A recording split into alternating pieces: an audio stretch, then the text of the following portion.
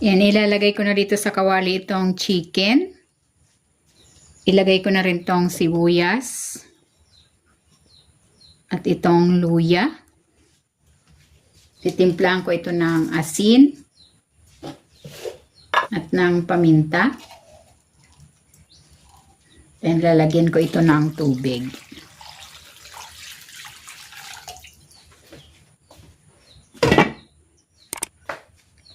And papakuluan ko ito.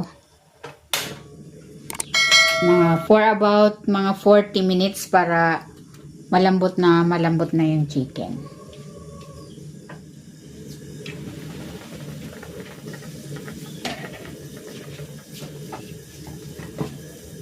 And ito na yung chicken.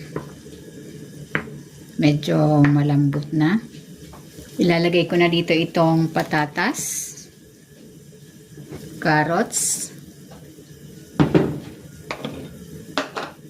at itong sayote.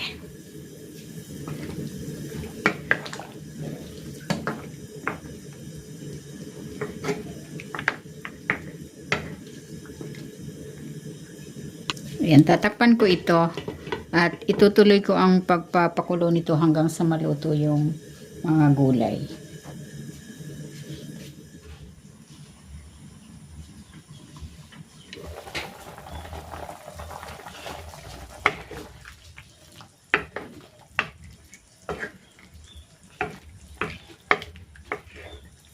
Ayan, malambot na yung chicken. Luto na rin yung mga gulay.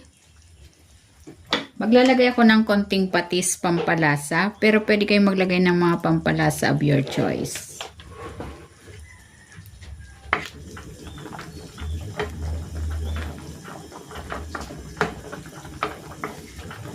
Ayan, luto na itong chicken soup with potato and carrots.